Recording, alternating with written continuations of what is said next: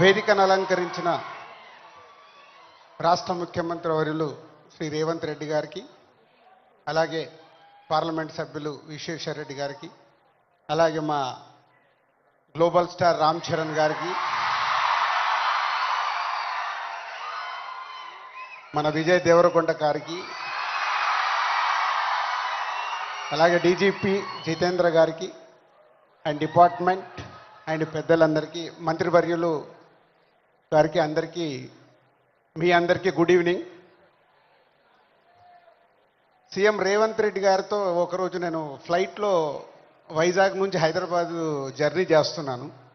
ఆ రోజు ఎందుకో రేవంత్ రెడ్డి గారు నాతో ఒక మాట చెప్పారు, తెలంగాణ రాష్ట్రంలో డ్రగ్స్ లేకుండా చేయాలి అని. ఇది దాదాపు ఒక 9 months బ్యాక్ జరిగిన సంఘటన.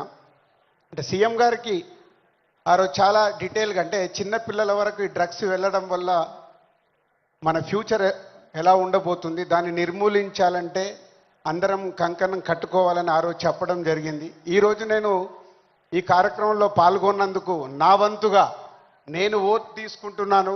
నేను కానీ, నా కుటుంబ సభ్యులు కానీ, నా స్నేహితులు కానీ, నాకు తెలిసిన వారు ఎవరు కానీ డ్రగ్స్ తీసుకోకుండా నేను చేయగలుగుతాను. అలాగే నాలాగే మీరు అందరు ఓట్ తీసుకుంటే ప్రతి కుటుంబంలో, మన తెలంగాణ రాష్ట్రం మొత్తం డ్రగ్స్ లేకుండా చేయగలుగుతాం. రెడీయా మీరు? ఇలాంటి అవేర్నెస్ మనకి ఈరోజు అవసరం. ఈ మధ్య మలయాళం ఫిలిం ఇండస్ట్రీలో కూడా ఒక నిర్ణయం తీసుకున్నారు. ఆ ఇండస్ట్రీలో ఎవరన్నా డ్రగ్స్ తీసుకున్నట్టు తెలిస్తే ఆ సినిమా ఇండస్ట్రీ, మలయాళం ఇండస్ట్రీ నుంచి బహిష్కరిస్తామని. అలాగే తెలంగాణ ఎఫ్డీసీ నుంచి తెలుగు చలనచిత్రం కూడా నేను కోరుకునేది ఒకటే, అలాంటి ఫిలిం ఇండస్ట్రీలో ఎలాంటిదైనా జరిగిందని తెలిస్తే వాళ్ళని నిర్మూలించినప్పుడు, వాళ్ళని నిషేధించినప్పుడు సొసైటీకి, సినిమా ఇండస్ట్రీ నుంచి కూడా ఒక మెసేజ్ వెళ్తుంది. ఎఫ్డీసీ నుంచి డెఫినెట్గా ఫిలిం ఇండస్ట్రీలో మాట్లాడి తెలుగు సినిమాలో కూడా అది పాటించేలాగా చేస్తాం. సో ఇది మన కర్తవ్యం. మన అందరం ఓట్ తీసుకొని చేయగలిగినప్పుడు సీఎం గారు కోరుకుంటున్నట్టుగా, డిపార్ట్మెంట్ కోరుకుంటున్నట్టుగా ముందు మన రాష్ట్రాన్ని డ్రగ్స్ లేని రాష్ట్రంగా చేయగలుగుతాం. Thank you.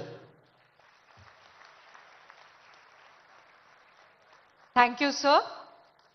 Now, it's my pleasure to invite a youth icon.